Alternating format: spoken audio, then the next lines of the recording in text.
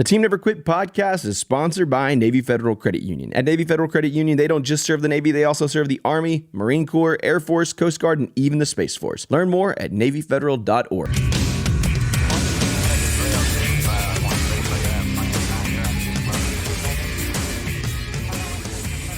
Welcome back to another episode of the Team Never Quit podcast. My name's Andrew. I'm the producer, host with Marcus and Morgan and Melanie and the whole team, always doing this thing. If it's your first time here, welcome to the show. We have incredible guests every single week who talk about their abilities to overcome the greatest obstacles and how they deal with adversity.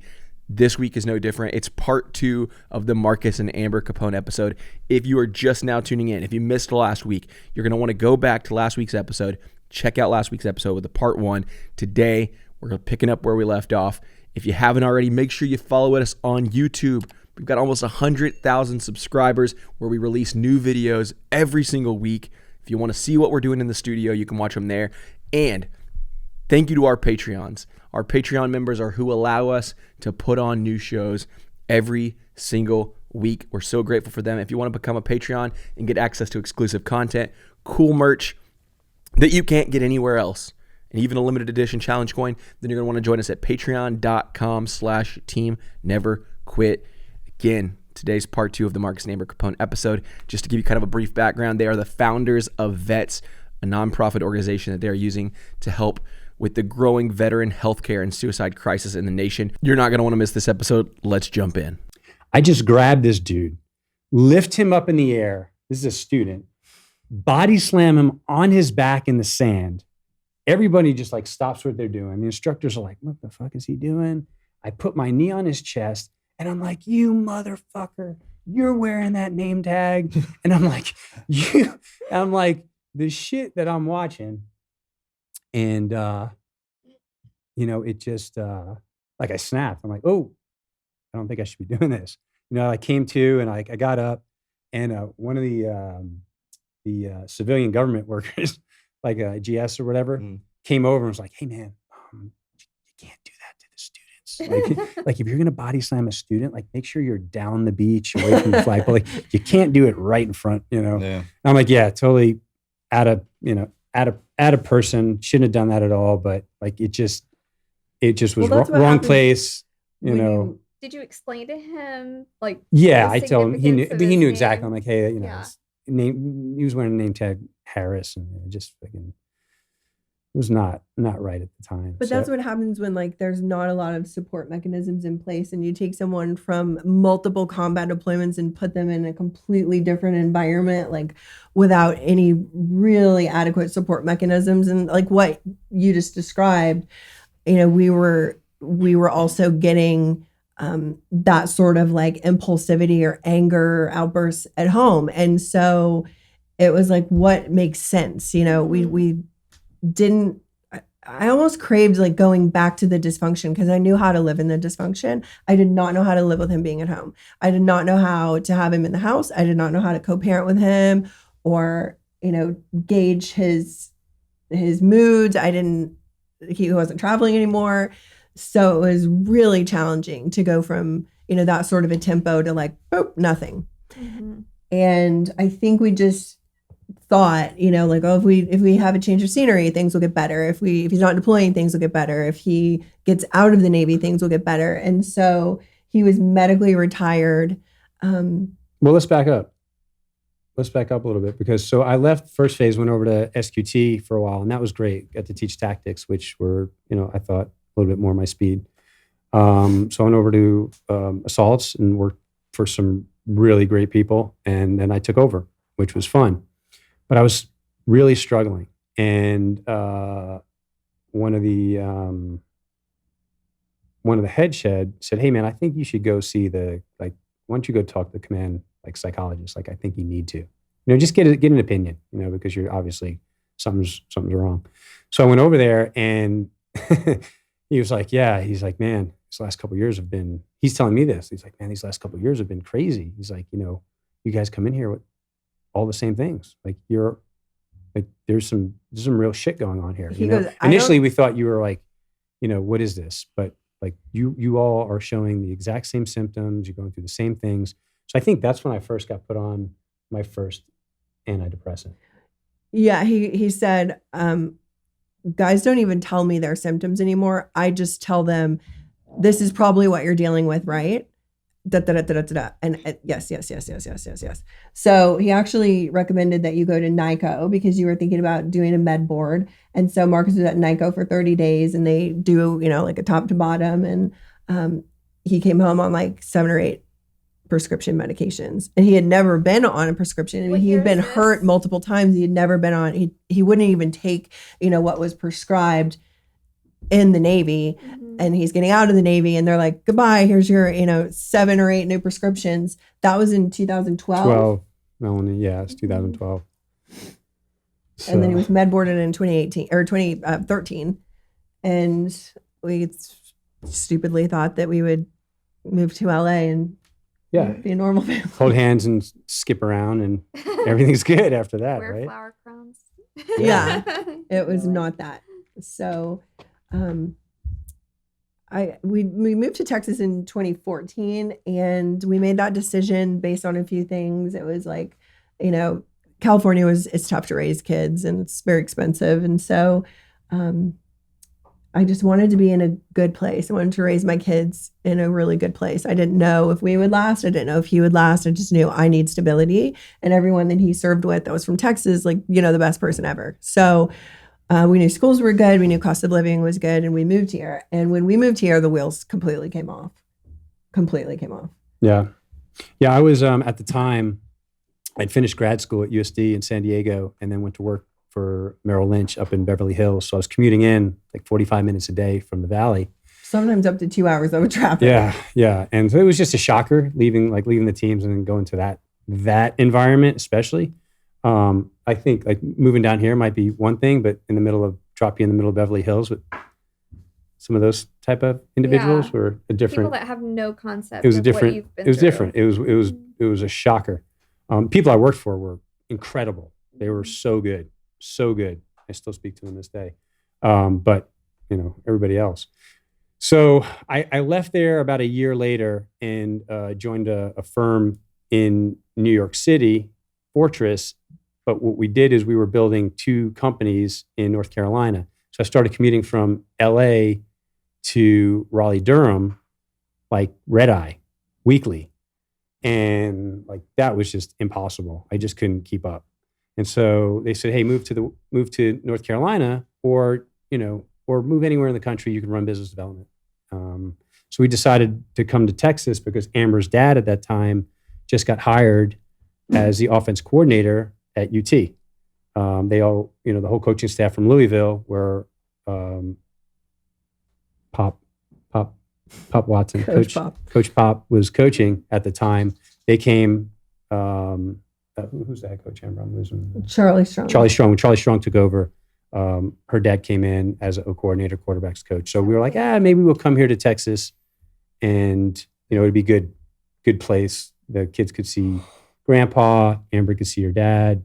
And Benny Wiley? Who is it? Benny Wiley? He's the strength coach at UT. Coach at UT at that time. Was he? Really? Yeah, I'm sure we met him. We definitely They met him. grew up When together. they remove the head coach, everyone goes. I know. Oh, yeah. We definitely met him. He's at OU now. Okay. Mhm. Yeah. And once he got to he was at Tech with the Cowboys, then Tech in Tennessee, and then he went to UT. And now Now he's at OU. Yeah, sorry. Oh, He's cool. I grew up with him. one of our He was there at the same best time. friends. Oh, cool. Yeah. Nice. We'll talk about that offline then. Yeah. Yeah. So anyway, we got to Texas and I don't know. Do you want to? So Marcus has always lived by a beach. He grew up across the street from the beach. The Navy were always by a beach. And Texas was the first place that he was landlocked. And so he tried to replace surfing and, being at the beach with golf. And that meant we joined a country club. And he started upping his alcohol consumption to a point that it was, becoming extremely problematic. He was very unhappy. I did get my index to down about an 8 at the time though. So that was always good. Yeah, that's pretty good. I was not a golf term. It is. So, there's always a silver lining. Far from it now. Far from it. There's always a There's always a silver lining, I guess. Great attitude. That was quick too. Did you see that up? Yeah. Nice work. Yeah. We were just trying to fill ourselves up with anything to like We also just keep the engine just like going 100 miles an hour. We opened up the first cycle bar in the area, franchise. we were running. We were running for, to go from being in college to then all the years of insanity. You get on that type of tempo, and then how do you be normal? It's like, how do you down regulate? I was normal. You weren't normal. Yet we were, now we're going in like a destructive path, and we had kids. So our son was at the time 14, 15. He started acting out, our daughter was just in survival mode. Marcus and I were completely just almost at the end, but that whole thing, like, don't quit, don't quit, don't quit. So when at the height of our struggles, there was a brain autopsy released in the community. Marcus's primary diagnosis was PTSD. I had never really bought into that. I don't really buy into that for SEALs in general. I just think that it's just not like the leading concern. I mean, except for the ones that truly have it, which there are, but the majority, right? Like learning, like operator syndrome and all this. Yeah, I kind of just all think this that other you guys stuff. are just turned a little different. Yeah. And so I didn't really buy into that. But when this brain autopsy was released in the community, and it was the first time that I heard about blast injury, everything made sense because all of the symptoms fit and the history fit. He had 15 years of tackle football and then 13 years as a breacher. And our life had, was escalating in a downward spiral where I thought, if this is just PTSD, every year should get better, should get easier at least. And this is getting worse. And so I completely changed my approach to him, where before I was so angry and so bitter and just resentful. And, I had become that wife that I didn't ever want to be. And I was very good at shaming him and guilting him and making him feel, inadequate. And I completely changed my approach, and I took an approach of total grace. And I told him that if he would fight with me, I would fight for him every day for the rest of my life. But he had to fight. And I knew that, the TBI piece was really concerning, and probably time was of the essence with that. I reached out to your brother during that time because I was just so frantic to help him. And I started getting him into brain clinics, and he agreed. But he was also like a ticking time bomb. You couldn't tell him anything. You couldn't talk to him about anything. He would forget to take all these medicines, and then, that would cause a downward spiral. Then the medicines would cause another symptom that needed another medicine. And it was just like we were living in a tinderbox. And these brain clinics that I was getting him into really weren't helping because they don't really have like a great model in terms of past the diagnostic portion. So they can tell you this is what your brain looks like, but they don't really have necessarily a great plan for what to do about it. And he was willingly going to these places and committing weeks and months of his life to doing these different protocols. And he wasn't making any progress. And that was causing even more frustration and then more drinking. And as things were escalating in our house, our daughter said, "How much longer do we have to do this?" And I just thought, like, I've got to choose my kids. I have to quit. And so I told my dad that I was going to quit. And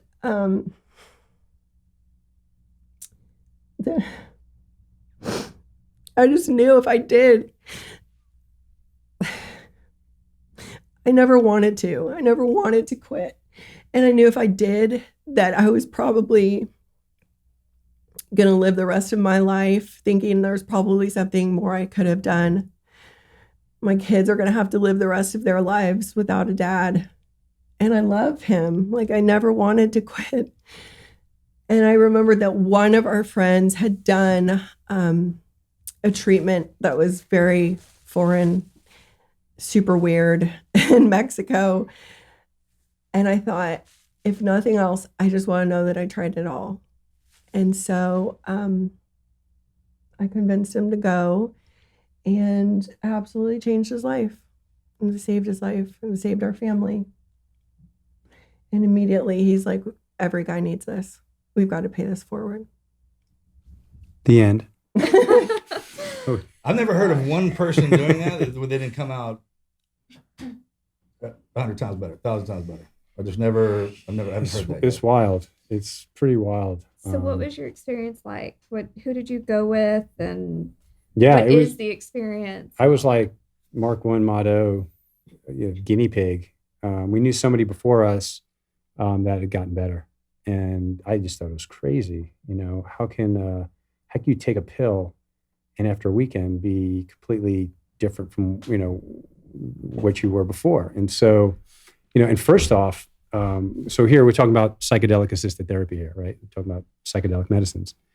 All I remember from psychedelics was like what you learned maybe in college or you'd heard about, or like 60s counterculture. And, these things are crazy and they're bad for you and they're bad for your brain and body. And so that's all I knew. But as I started doing research, when Amber had initially mentioned this to me, everything made sense from what I read. And what I was trying to find is anything bad about the drugs. I don't like to call them drugs. They're actually medicines. And so there was nothing. And the only thing you could find that was negative about it was always from an addiction website. So it was like the addiction, program of wherever, and they would talk, but when you would read it, you'd go, that's false. Like that's not even accurate. Yeah. So you couldn't find anything bad about psychedelics. I'm talking about bad for the body, bad for the brain, heart, liver. They're physiologically relatively safe. I mean, most of them. Ibogaine has a contraindication, cardiac. But outside of that, like, I hate to say it, but they're actually good for you. They're actually good for your brain, physiologically. In small microdoses. In both, they both do different things. Mm-hmm. And there's still a ton of research over the next couple of years that we're going to find out more. Mm-hmm. But yeah, initial research is showing that microdoses are definitely building up, physiologically changing the brain to a positive direction. Microdoses, though, hero doses or large doses are what our guys are going through for this kind of life-changing experience, because it's hitting both, spiritually, psychologically, and then physiologically. So it kind of covers everything. Mm-hmm. We've got to take a second to thank our sponsors over at Fight Camp. If you have ever wanted to learn how to box or kickbox from real fighters, well, we've got the thing for you. Fight Camp lets you bring the boxing and kickboxing gym right to your home with full body workouts that you're actually going to look forward to, and a freestanding punching bag that can take your hardest hits. You ever had one of those weeks where you just want to punch something?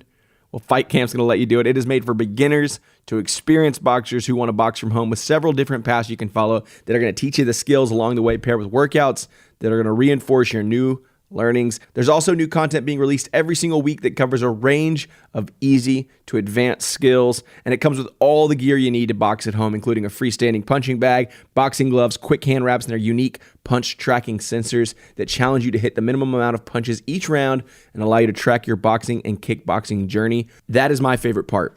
Their new technology that tracks each punch you throw measures speed, volume, and output so you can follow your progress, push yourself. You can actually compete on the community leaderboard and challenge others, or you can do you versus you on the new versus mode. You guys should certainly check it out. I've got mine. I love it. Not only is it beautiful, fits into the house nice, but the programs that they offer are just a fun way to challenge yourself. It's a great workout. It's great for the kids too. You could pay for your Fight Camp over 24 months for less than the cost of a boxing gym and get it right away. Plus, Fight Camp offers free shipping with a 30-day money-back guarantee. Just go to joinfightcamp.com/TNQP. To get free shipping on Fight Camp, go to joinfightcamp.com/TNQP. One more time, that's joinfightcamp.com/TNQP. The difference, though, I think, with if you're at home and you hear someone doing a psychedelic, they're doing it to get high and, have fun, basically numb themselves or whatever. What we're talking about here is actually healing. Mm-hmm. It's a therapeutic use of psychedelics. Yeah, it's for therapy. It is for the purpose of healing. 100%. Now, there are a lot of people that are doing it by themselves, that are doing it for 100% therapeutic reasons also. There, of course, are many that are doing it for whatever recreational use. But I am also hearing how many are doing it by themselves for the therapeutic use because they don't have access to it anywhere. So they're just either finding a guide or someone who knows a little bit about it or someone who actually knows a lot about it, and they're just going and doing it and doing the experience because they literally are trying to find any answer. So we jumped the gun a little bit. Yeah. Tell us about your experience. You go down to Mexico, or where did you go, and what was that? Yeah. So I went to a reputable clinic in Mexico after, again, like this was a year. I mean, Amber had been trying to get me to go for a year. And I wouldn't go again because I just thought it was nuts. Like I grew up, probably like you, Marcus Luttrell, drinking some beer and, whiskey, whatever. But like drug use was like, to me, that was like, I didn't do that. Like we were the kids from Long Island that went to school in Queens. We went to Catholic school in Queens. We were the Long Island kids that just drank beer. All the other kids were like smoking pot and doing all this other stuff. And we thought it was crazy, right? So that's how I was. I said, this stuff seems nuts to me. And to me, because I grew up in a very conservative Christian family. Like for me, that was the last thing that I wouldn't have even considered it had this other team guy not shared with me. And he and his wife knew how much Marcus was struggling, and they, like the community always does, wanted to help. And so that same group 1 medical officer that I just said, didn't even have to ask guys about their symptoms. I worked with him and the other SEAL to get Marcus help. But for the longest time, he was like, no, that's crazy. No. He wanted a Western approach. He wanted to go to a doctor that was wearing a lab coat and had a stethoscope and could prescribe medicine. And, brain clinics were like as crazy as he was willing to get to go.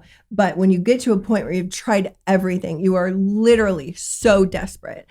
I was so desperate to save him, us, our family.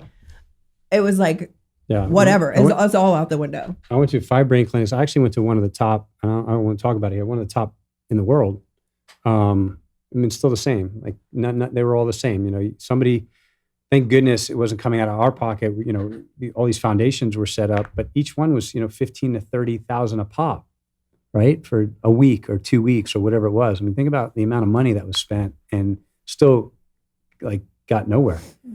And so, after a year of that, I was just tired. I was like, I was done. I would have tried anything. Like, okay, this sounds crazy, but I just want to get better. And what were your symptoms? So anyone listening might. So, couldn't remember anything, couldn't focus. Extremely impulsive. I would fly off the handle. Depression was horrible. I couldn't get out of bed literally for days. And here I am, like full-time, like executive role. I'd stay in bed for days on end, hysterical crying for no reason, crying at random places throughout the day. National anthem, start bawling my eyes out. Sitting in Starbucks. It didn't matter. Like it was just weird. The stuff that was going on was just, like, this is not normal. Like, who does this, right? Because of that, all of that, couldn't sleep. If I got a headache, it wasn't an average headache. It was like a horrible headache. Oh, he'd wake up in the middle of the night screaming. I'd have to run to get 800 milligram ibuprofen. Violent dreams, which completely stopped after the which is crazy because I've had those for so long. They just literally went away overnight. And so because of all these things, and again, I wasn't getting, which I felt better. Like Amber said, I was getting worse. I was ready to do anything at that time. I just left another brain clinic. I got out of there more pissed off than I went in. They were doing some TMS work, and I think they cranked it up so high the whole time. I remember telling them, like, hey, this hurts. Like, am I supposed to feel like someone's like chiseling my nose, like, so anyway, I had just very unlucky or very shitty outcomes, from all these different places that I was going to. And I was just ready. And I finally just said, you know what, Amber, I'll go do this. Number one, like, I'm tired of arguing with you that there's something wrong with me, because I was fine. And I would have tried anything at that time. So that's kind of what got me to commit. And so I went by myself. I learned a little bit about the medicine. You went with the other team guy. Yeah. Thank you. The medicine was called Ibogaine. It's a very strong alkaloid that's extracted from the Iboga root, which is the plant. It's a shrub in Western Africa that's grown. They've used it for literally centuries, like many Native American, have used peyote and for rites of passage and for spiritual healing. And, so when you start reading about it, it all makes sense. This medicine of choice was Ibogaine, arguably one of the strongest, probably the strongest psychedelic on the planet.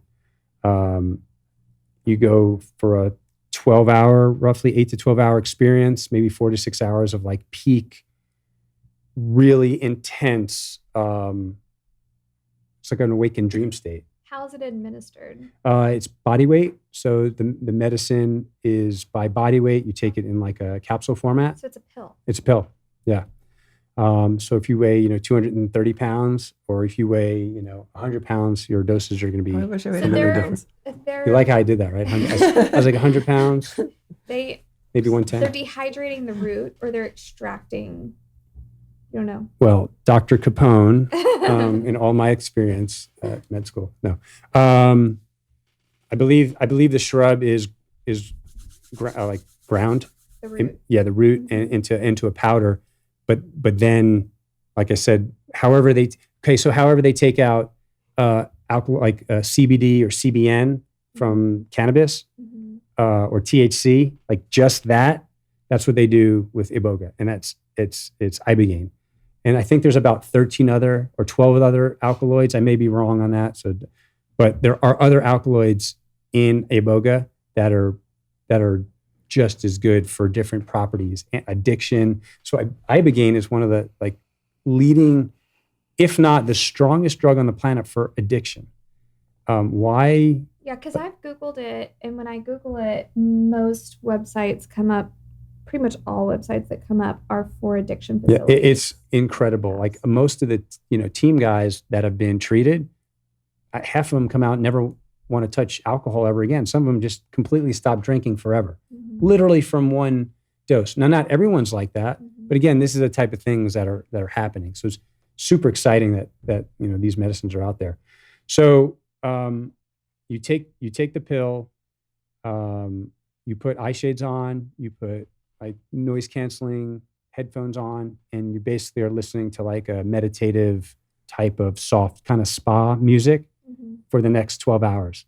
And you're lying in like a bed, and there's a therapist there, like a psychotherapist, a coach who's... So like middle of the day, at night? Yeah, it's sort of ceremonial. So like as the sun's going down, little fire ceremony. They talk a little bit about the medicine and like how many thousands of years these medicines have been used to kind of, extract the demons, right? Like heal, cleanse the person. And then you get taken, you take the pill, you go in the room, and like I said, sun's going down, so maybe 5, 6 o'clock, 7. Are there other people? So There wasn't for him, but what we're... yeah, we can, I think we'll talk about the program now, like kind of how it's sorry. morphed. I'm just trying to picture it. No, it's good, yeah. He was treated alone. Yeah, just picture me as the guinea pig, like Yeah. held together by glue and tape and 550 Is cord. your friend, the other team guy that was there, is he in the same room with you? No. Okay. You're by yourself. Okay.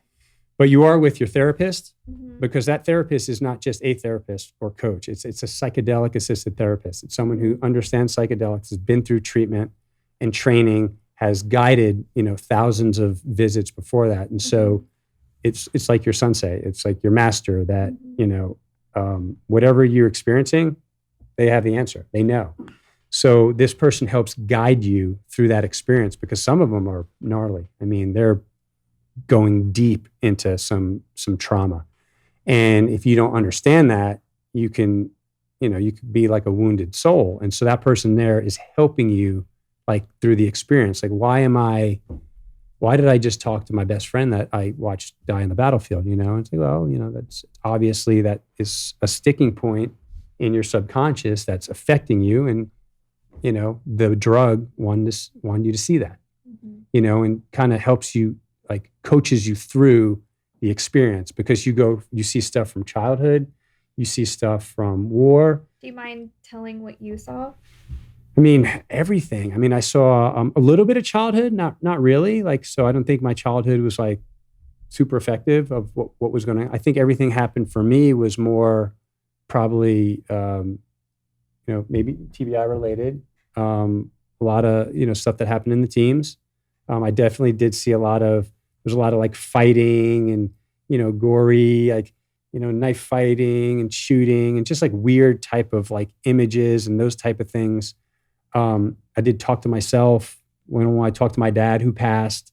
But the thing, you really think you're there. You're going through this like real awake, you feel like you're in an awakened dream state because you are awake. You're not sleeping. You can pull the eye shades up and you're like, oh, okay, I'm grounded. I'm here. I'm not in this hell or wherever this thing is taking me. This episode and every other episode this year have been brought to you guys by Navy Federal Credit Union. We are so grateful for their support. At Navy Federal Credit Union, they don't just serve the Navy. If you didn't know that, you do now. They serve the Army, the Marine Corps, Air Force, Coast Guard, even Space Force. No matter where you're at in your military career, they offer the products and resources to help you navigate your finances, like the Navy Federal More Rewards American Express card. It offers 3 times points at supermarkets, food delivery, and gas, plus 1 point on everything else. That means Grubhub, DoorDash, or wherever your favorite food delivery service is, you're going to get those points. Enjoy special perks and points you can redeem for cash, travel, gift cards, and more. Plus, you can earn bonus points. Learn more about how you can get 25,000 bonus points. That's a $250 value when you open a Navy Federal More Rewards American Express card today. All you guys need to do is visit NavyFederal.org for more details and to apply. Insured by NCUA, American Express is a registered service mark of American Express used by Navy Federal under license. Some people feel heat, right? Like they are in quote unquote hell and they're feeling heat and they're sweating. I mean, my heart rate was jumping because you're hooked up to a heart rate monitor. My heart rate was jumping up pretty high because I was like, whatever I was experiencing was really affecting me, But here's what the doctor told me. He said, as you go through this experience and you're going to deal with all these things, it's going to feel like, make believe you have a backpack on with, a ton of bricks in it, like 100 pounds of bricks. Mm-hmm. And as you go through this journey, it's going to feel like bricks are starting to just like get thrown out on the floor. And by the end of your journey, you have an empty backpack. You're light, you're free, you're clean. And so that's exactly what it was like. You go through these hard experiences, you're crying and you're facing shit again that you really don't want to, but it cleanses you. It's like everything else. Do you want to bury those things deep down inside and keep them in, and deal with them however people deal with. And a lot of times it's bad. Mm-hmm. Or you go through this journey and you're dealing with them through this medicine experience, and you face the challenge, you face the demon, and then it goes away. It's like you're literally like you're like exercising it. You're cleansing yourself. I don't know if I'm doing a good job. But I tell people it was like, oh God, I vomited for hours. Like while it's happening? Yeah, it was terrible. And the vomiting is a lot of, they call it purging. You're purging through bad traumatic experiences. So they literally have like a trash can. Oh yeah. Apparently puking is good in psychedelic therapy because you are literally getting this energy and darkness and ick out of your system, out of your soul, out of your body. It's just very cleansing. Mm-hmm. I guess. And which is also when you're getting rid of like toxins. Like it's detoxifying. Yeah. So the guy that was with him was keeping me posted during the experience, and he was really struggling, and I was feeling this. I actually texted him and said, "I'm feeling something is he okay?" And he was like, "Well, he's really struggling right now. He's puked for 8 hours or something." And I was like, oh my gosh, that's so bad. He's like, no, that's so good. So do you have an IV that's hydrating you? No, but you have you have fluids there and electrolytes, and you could sip and things like that. But like I said, you are being monitored. I think that the guys going down now do have an IV. Okay. Yeah. At least inserted, so if they needed fluids, they could have it. Yeah. But yeah, but like going back to your question, Melanie, I mean, yeah, I was, I saw a lot of, bad wartime images that I was there again, like, like duking it out, seeing, was it like a highlight reel of something that happened, or was it? Yes. Okay, so you basically went back in time to something that really happened. It wasn't like you're like a dream where you might be somewhere you might not know, But both. Okay. So it's both, and the dreams resembled, like just like when you have a dream, they're like they're weird, right? They're just like not a version of the they're truth. not normal. You're floating, you're flying, or you're just all types of. Yeah, I think that's a good version of the truth. But then you are seeing actual stuff, actual footage of what you've been through. Yes, Ibogaine is typically described as that, like a rewind or a Rolodex of someone's life, and they're pretty traumatic memories. Yeah, and then there's parts of the experience, and there's all different phases of it. Like there's phases of the experiences depending on and so you go through. There was a phase of where it looked like I literally my brain was defragging. So like it was filing everything that happened. So like as I experienced these individual experiences, then I experienced all of them at one time, but it looked like they were just getting filed, like they were just getting put in a folder. I've already explained that the same way. It's remarkable.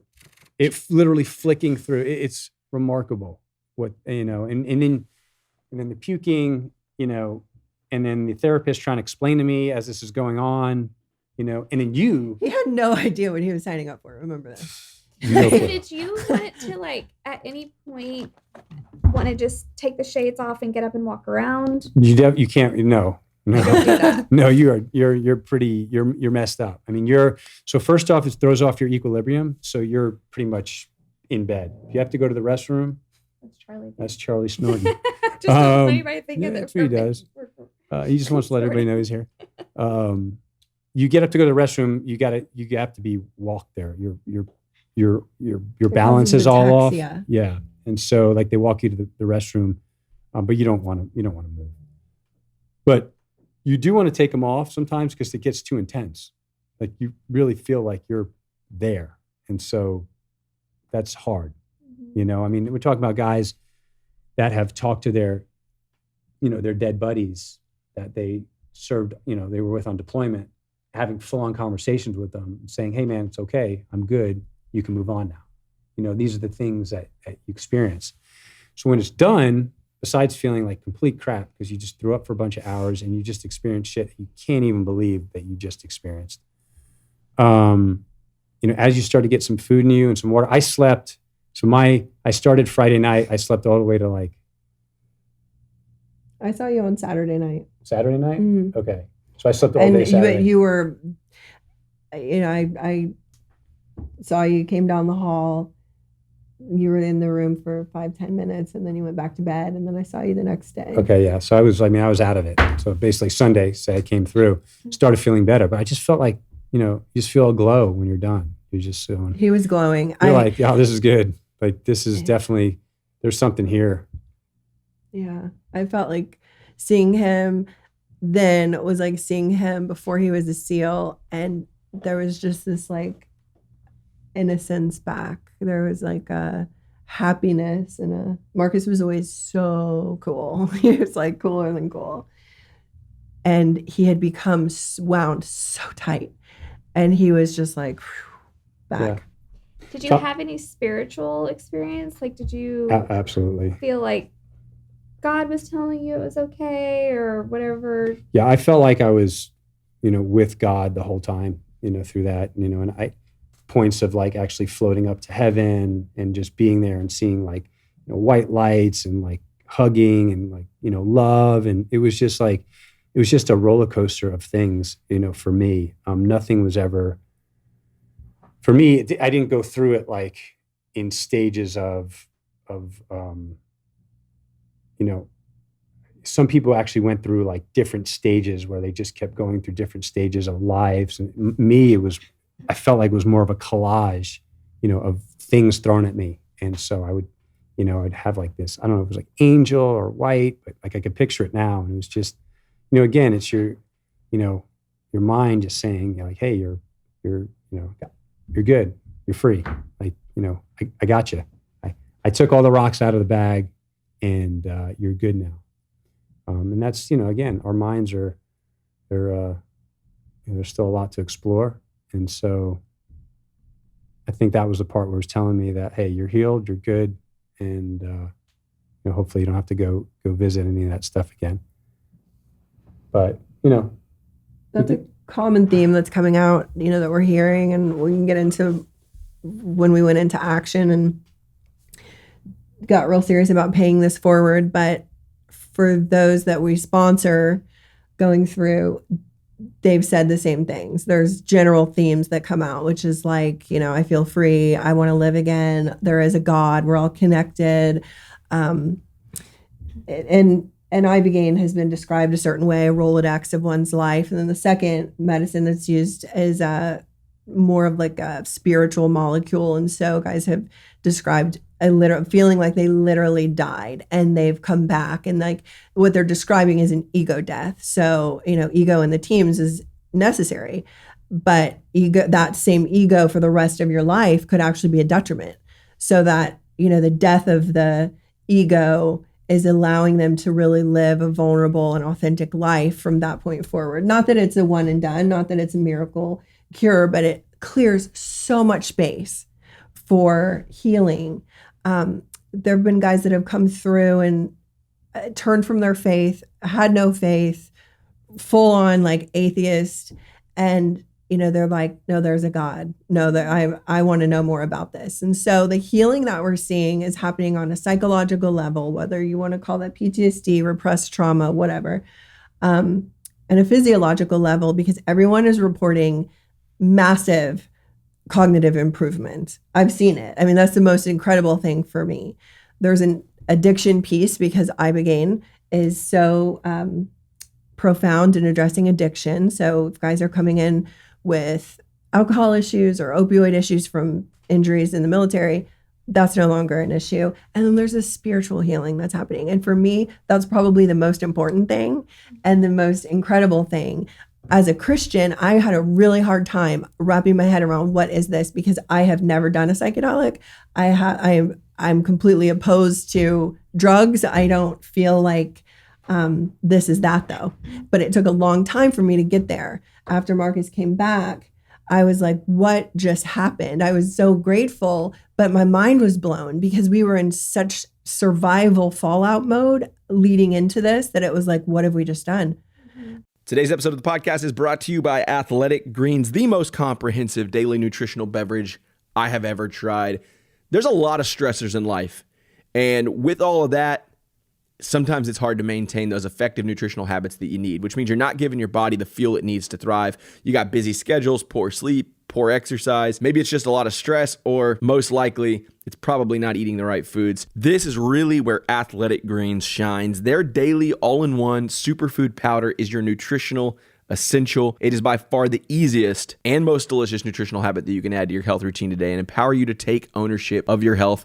I'm totally guilty of this, not getting the right amount of sleep, definitely having the stress, and certainly not eating the right foods, which is why I'm a huge fan of Athletic Greens. And that's because one tasty scoop contains 75 vitamins, minerals, and whole food sourced ingredients, which include a multivitamin, a multimineral, probiotic, green superfood blend, and more that are all going to work together to fill the nutritional gaps in your diet, increase energy and focus, aid with digestion, and support a healthy immune system, all without the need to take multiple products. No more fumbling through the counter trying to figure out which probiotic, which supplement, which vitamin you have to take, because all you have to do now is take one scoop, mix it into your favorite beverage. I just throw one scoop into a bottle of water, shake it up, drink it, chug it down, and get all of those nutrients. Athletic Greens is continuing to obsessively improve their one holistic formula based on the latest research. They've produced over 53 iterations. It is still climbing. They invest in the most absorbable and natural source of each ingredient, and they go above and beyond in third-party testing to ensure their customers continue to receive the highest quality and best daily nutritional habit on the planet. And right now, Athletic Greens, they're doubling down on supporting your immune system. They're going to hook you guys up with a free 1-year supply of vitamin D and 5 free travel packs with your first purchase. All you guys have to do is visit our link. So if you want to take advantage of that free 1-year supply of vitamin D, all you guys have to do, visit athleticgreens.com/TNQ. Join health experts, athletes, all of us at Team Never Quit, who are making that daily commitment to our health every single day. All you guys need to do one more time is visit athleticgreens.com/TNQ. Get your free year supply of vitamin D and 5 free travel packs. Make sure to go get it. I was so desperate, I didn't even really think about it. And now, you know, our whole life shifted overnight. I was working with a Christian therapist at the time, and I was almost afraid to tell her, like she would judge me. But I did, because I really needed help in working through it. And she was able to point out some key things for me, which is like, at the most basic level, what did you pray for? This. I prayed for this. Like, this is an answer to my prayer. She's like, what was his intention going in? You can literally abuse anything. Was his intention pure? Yes, he just wanted to heal. And she's like, this is a plant. God put this plant on earth. Who are you to say how it's used? You know, and I realized I was conditioned to believe that big pharma or medicine had an answer. The white lab coats had the answer, but a plant is a drug. And I'm like, oh, wait, I'm smarter than that. Don't take this one, take this one. Right, Yes. right. You know what I mean? It's a medicine's medicine. Right. And then, what was the other? There were a few different points along the way that I was like, oh, yeah. And she said, and what's happening in your community? Because by that point, like a few of our friends had gone, and she's like, what's happening in your community? How is that bad? How is that bad? If you're giving, you know, if families are whole again, like if you want to go from a Christianity perspective, like good and evil, good is that there's restoration. Evil is that there's destruction. There's plenty of destruction. Mm-hmm. And this is providing restoration. Tell me how that's bad. Mm-hmm. And I was like, oh, yeah, you're right. Okay, I'm 1,000% behind this now. Yeah. So, you know, when I came out, the first thing I said to Amber was like, we got to pay this forward. I don't think I said that. I just said, hey, we got to spread the word. You said this is exactly what the guys need. Yeah. Yeah. I was like, we have to tell everybody about this. This is not like 100% what the guys need. And that kind of started it November of 2017. Fast forward, probably trying to get this together. Middle of 2018 is when you really started to kick it into gear? Or? Yeah, we were approached by a donor in December. Marcus was treated on Veterans Day, ironically, which I think was super cool. But the following month, a donor approached us and said, I want to give to a veteran organization. Can you recommend one? And Marcus said, well, actually, I have a buddy who's struggling, and I had a treatment last month, and it saved my life. Like, you could save someone's life. And she was totally on board. And so she gave us a donation, and we were able to pay that forward with helping like 3 or 4 guys right off the bat. How much is it? Not expensive. It's not expensive. The grants that we provide all in with coaching and travel and everything are right around $5,000 per veteran. So I think she wrote like a $20,000 check or something. And we just gave that to the doctor that had treated Marcus, and then referred some of our friends. And we were very reluctant because, you know, the community is so built on ego that it's like no one can admit that they're struggling. There's a real stigma with that. And so we were just comfortable telling people that we trusted and seeing what their outcomes were. And their outcomes were good. So then it's like, okay, well, I'm very strategic. And so my goal was like, okay, let's let 12 months pass and 12 guys have the same experience. That way we know, is it going to work for more than just him and his friends? And is it going to last? It definitely felt too good to be true. And so at the 11.5 month mark, before we were, you know, comfortable talking about it, one of my best friend's husbands took his life. He was active duty, 21-year SEAL. And I was sitting in his funeral, and I just started shaking uncontrollably. And I like instantly downloaded, which I kind of totally bypassed my part in this, which was really leaning back into my faith.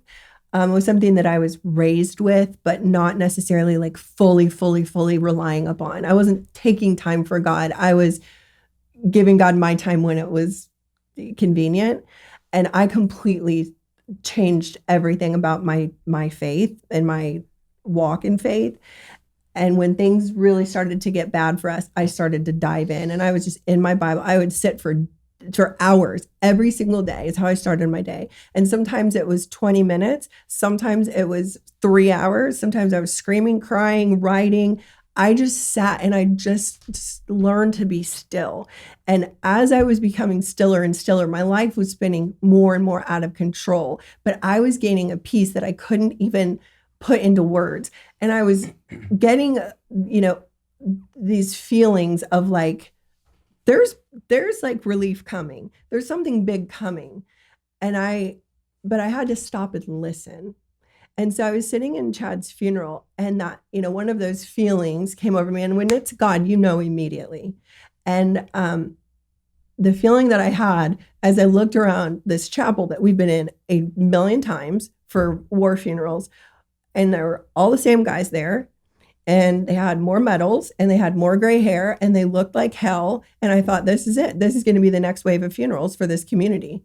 This episode of the podcast brought to you by Masterclass. I am super excited to talk about this one. If you've never heard of Masterclass, they will help you learn from the world's best minds anytime, anywhere, and at your own pace. You can learn a bunch of stuff, whether it's improving leadership skills from Bob Iger or learning the art of negotiation from former FBI hostage negotiator Chris Voss. With over 100 classes from a range of world-class instructors, that thing you've always wanted to do is way closer than you think. I promise that. I actually checked out Aaron Franklin's class. Now, if you've never heard of Aaron Franklin, he teaches a class called How to Cook Texas-Style Barbecue. This guy is a legend when it comes to barbecue. He owns a place called Franklin's Barbecue in Austin, Texas.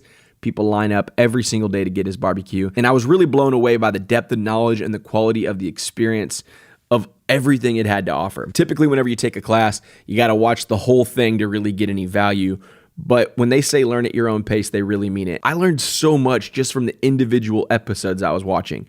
One of the coolest classes, or I guess episodes you'd call it, of the course was fire management. And you don't realize how important fire management, picking out the right kind of wood, watching the way your wood burns, makes a huge, huge impact to how quality barbecue turns out at the end. So whatever you want to learn, I highly recommend you guys check it out. One of the other cool things about the courses is they have these downloadable PDF guides that go along with it. So not only did I learn this really amazing content from Aaron Franklin and all of the skills he has as it pertains to barbecue, but there was this really cool resource packet PDF that came with it that walked through the right temperatures to cook different meats at and how to trim a brisket and all these recipes. I mean, it's phenomenal content. I can't say anything better about them other than you guys should check them out for yourself. You can get unlimited access to every single masterclass. And as a Team Never Quit podcast listeners, you guys are going to get 15% off an annual membership. So maybe you've seen an ad, maybe you've heard somebody talk about it before, maybe you've wanted to check out Gordon Ramsay's cooking classes. You can. Go to masterclass.com/TNQ. That's masterclass.com/TNQ. You're going to get 15% off your membership. Go check it out. If you don't know what to learn, start with how to cook Texas-style barbecue, because if you're not from Texas, you're missing out. And it's really cool. Go check them out, masterclass.com/TNQ. And if we don't speak out and we don't find the courage and the conviction to share something that could work, then we're really doing a disservice to a community that means the world to us. And I just said, like, that's it. I'm going to, as uncomfortable as it is, to share this level of vulnerability. I have to, And so from Chad's funeral forward, the next goal was 100 SEALs, 100 Special Operations soldiers beyond SEALs. I mean, most of our grant recipients are SEALs, but and research, because everyone says like, oh, anecdotal stories are great, but where's the data? And I knew that would be coming. So we did it. We did 100 in research, and everything looked great. And so in 2019, we pulled the trigger. We formed our own foundation. We raised money to support other veterans, special operations veterans seeking psychedelic-assisted therapies, but in full transparency, 95% or more of them are seeking the same protocol that Marcus did, and the results have been phenomenal. So how many to date? Over 300 to date. Oh my gosh. I knew it was a lot. I mean, just not being involved at all with anything that y'all are doing, we hear about it a lot, and we've been hearing about it for years. Oh my gosh. I mean, I've known about it, but I've always also known that it's kind of like I knew when you were out there and when you went through it. Yeah, I mean, we've heard Everything about this for so long, but it's always been that like we knew it was undercover. We've tried to keep it very, and so you only under the tell radar. like people, like I've only shared with people that I've seen like extremely, especially the wives, we vent about our husbands or whatever. I have no doubt. We never talk about y'all. We don't. And I'll be like, have you heard about, so there's this thing. Have you heard about that? And then the next thing I know, they're like, oh, so my husband went and did this. And we have not heard anything bad. I've heard of 2 people going that didn't want to go, but their wives made them go. Yeah, that's tough. That's not good. And I think that does need to be shared too, because if the person going through it isn't ready, it's not going to work. And that's what I saw with 2 people that I know, that the wives were just at their last straw, and they're like, you have to do this. And so the husbands went to appease the wife, but they personally weren't ready. Yeah. And they came back saying it didn't work, whatever. They didn't say anything bad about the experience. They just said it didn't work. But when you know about the experience and you have to be open to this. So don't waste your time, and don't waste the funds. If the person isn't ready to go, then there's no reason. Yeah, it took Marcus a year. And I don't think I was at the point where I was necessarily giving him a full-blown ultimatum, but he knew that I was on my last leg. And I think he could feel that. And so he agreed to do it. But I never would have told him, you have to do this. Mm-hmm. And I wanted to get better. So as much as, I didn't care. I would have done anything to get better. And so I think, if individuals, they have to be ready to heal to go do this, because like those 2 individuals, they didn't even want to know about it. Mm-hmm. When we were talking about it earlier, the person has to be ready, has to be open, has to be willing, set and setting, like they got to want it. Mm-hmm. And then they're going to change their life to the better. But literally out of probably at least 100 people, I'm not exaggerating, that we know that have done it, those were 2 instances that just, the reason I even bring those up, I'm not trying to bash it, is because I want people to know it won't work if you're not open. I mean, I wouldn't say necessarily that it wouldn't work, because Marcus didn't have any sort of preparation or really understanding of what he was getting into. And even though he was willing, it still wasn't the level of preparation that we provide now. Mm-hmm. So we're choosing, the demand is so outrageous now that we have to be, we have to choose, who gets these precious funds, because it's very difficult to fundraise for something like this and to meet the demand that is exploding. Because like we've been saying, the community is so great about taking care of each other. Everyone who comes through knows 2 to 5 others that are struggling and need help like yesterday.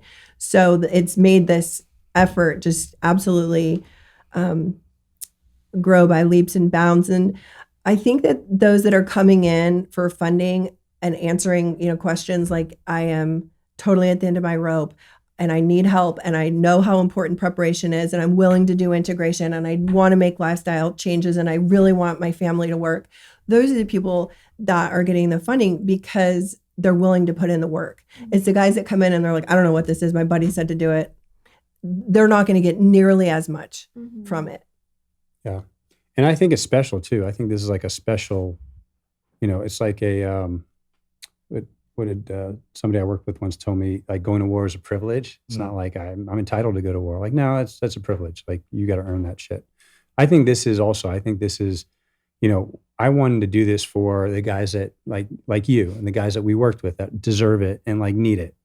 And like, they deserve to go there first because, they fought for this country. They worked their ass off. They bled, they lost friends or lost their families or kids or whatever. Like those are the guys that need to go first.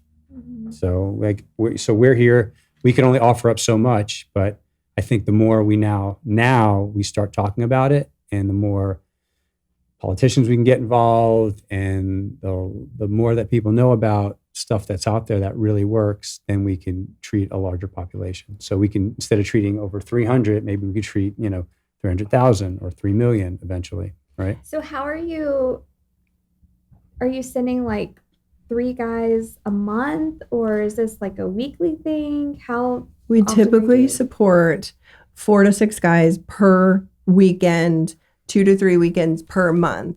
So between 30 and 40 per quarter. We were able to reach 110 in 2020. We were projected to reach 125 in 2021.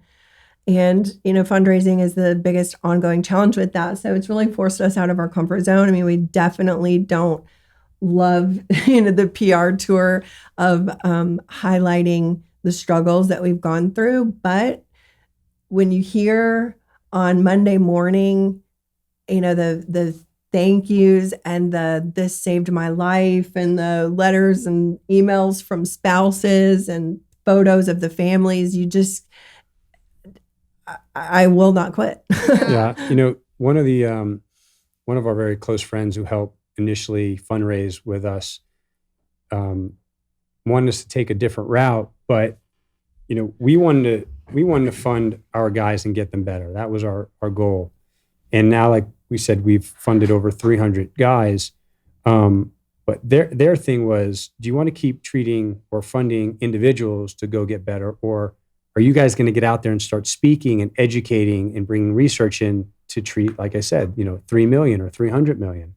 So now this year, we're taking that advice. I think we've funded enough individuals to get treatment, and then we're going to continue that'll that. continue. Now we need to talk about it like we're doing here. Like I said, it was a bit uncomfortable. I'm starting to get better about it.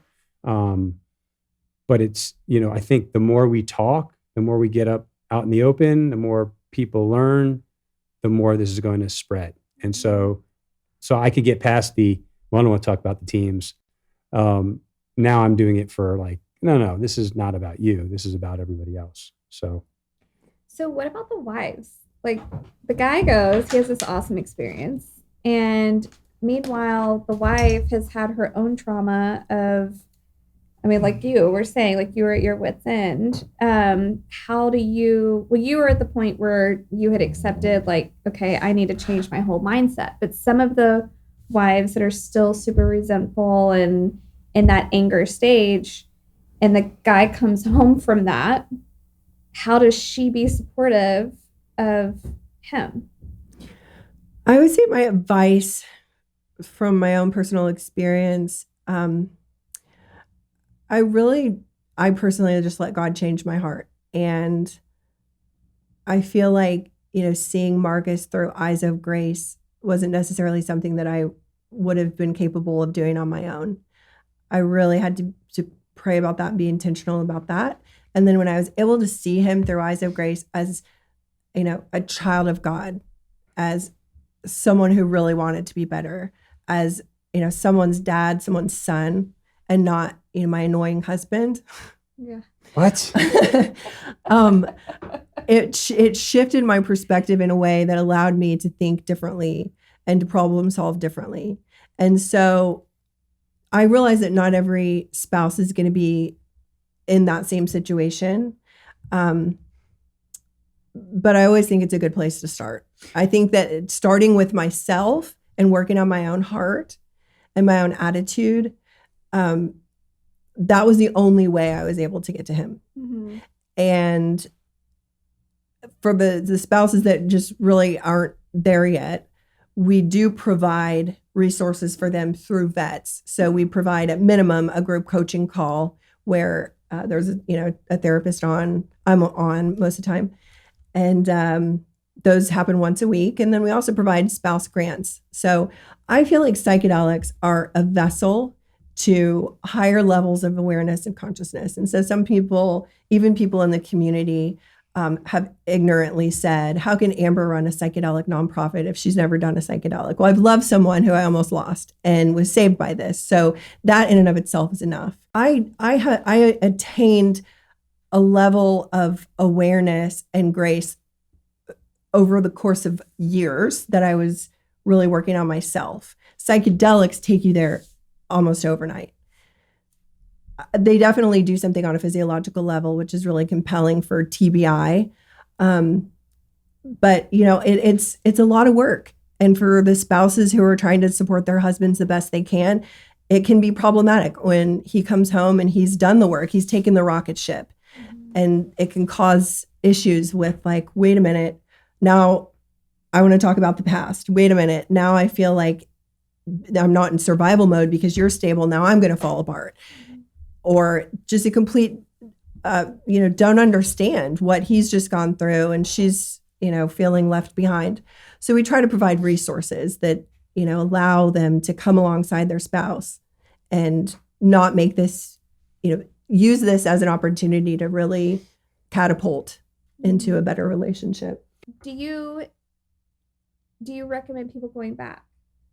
Absolutely. I think this is something that to each his own. So each person's going to react differently. Some people can do this, one time and be better for the rest of their lives. I mean, there's a lot of people right now that are going down to Peru and Costa Rica and doing, ayahuasca retreats and it's changed their life forever and they don't need to go back. I know others that go down there once a quarter. I know others that go down twice a year. What I've realized is I think I need something like this once a year. And again, to each his own. This is a tool to help you get better. You can't go to the gym one time and work out, for a month and be in shape for the rest of your life. You need to work at it regularly. So I think this is something that you need to work at regularly. I don't think you need to do psychedelics every weekend, but I do think if it's, twice a year or 4 times a year where you're going for like a full, like a reset, it's perfect. Or once a year or every other year. Yeah, I mean, who knows? It's up to the person. There's also the physiological component of this, which psychedelics have primarily been researched and known for their therapeutic use. So dealing with emotional issues. There's a real physiological element here that was immediately noticeable for me with all the TBI concerns. I just wanted to I threw this as a Hail Mary to try to buy some time to see if this, would work, or if this is the last thing I'm going to try, then I know I've done it all. But what ended up happening was this healing across this myriad of areas in his life. And the most profound one for me was the cognitive improvement. So I was trying to get anyone to listen to me about, the cognition piece. And I reached out to, I was connected with a researcher at Stanford. And I said, like, something happened to his brain. I know it did. And he believed me. And so we're launching a study with Stanford this spring to look at the physiological component as it relates to blast injury and TBI. So 30 individuals. So if somebody wants to find out how to donate, contribute to the organization, or all this, where how they find you? Vetsolutions.org. Yeah. www.vetsolutions.org. Yeah. Is that your social media handle? No, it was taken. So it's Veteran Solutions on Instagram. Yeah. Just like to throw out about the maintenance and going back, I think that's with anything. Like Marcus goes to Exos every single year. It's his routine. In February, he goes and has a physical rehab, and it's like kicks off his year of reset. And he does stem cells too. Mm-hmm. And a lot of people think you get stem cells once and you're done, but it's like anything with your body, because your body is always changing. Right. You have to maintain that. You have to keep going back. Marcus, I'm interested in both, so let's talk about that offline. Mind, body, and spirit. When you bust your body up, your mind will have to catch up with that, right. So it's off, so your spirit will shut down while you're doing both that. So right. The minute when those start catching, you feel it. Like you feel like I've been in the gym working out, your mental game is so focused, and then that's when that opens up, and you're like, oh. Right. Yeah. So when the vessel gets hit, sometimes the spirit will back. So it's like, I'll let this thing heal up, because otherwise we'll just keep going. Yeah. We'll take time and we'll burn this thing out. But thank y'all so much for coming out here. Yeah, thank you. What an incredible interview we had today with Marcus and Amber. This 2-part was such a great story. What they're doing for veterans, special forces, is just super incredible. It's fascinating. And I'm just so grateful we were able to share their story. Thank you guys for checking back every single week, listening to the episode, sharing it with friends, subscribing. We appreciate all of those things. It helps us spread the message of that never quit mentality, that never quit attitude. If you want to follow us, you can follow us on social media, teamneverquit.com/social, where you can find all of our social media profiles. You guys should definitely consider subscribing on Apple Podcasts, Spotify, Stitcher, CastBox, wherever you get your podcast. That way you'll get notified the moment we drop new episodes. We've got an incredible lineup of people that we're going to have, and we're even in the talks about releasing some brand new shows, some brand new hosts, and some content that will just continue to add to this library of the entire Team Never Quit community. We want you guys to be the first to know about it. Join us at patreon.com/Team Never Quit for access to exclusive gear, live streams, some exclusive merch like a unique limited edition challenge coin. All of those things are awesome. Again, thank you guys so much for supporting this show every single week. If you'd like to share your story and tell us how the show has impacted you, you can do that at teamneverquit.com/podcast. There's a share your story button right up in the navigation. Thank you guys again for checking it out. We'll see you guys next week.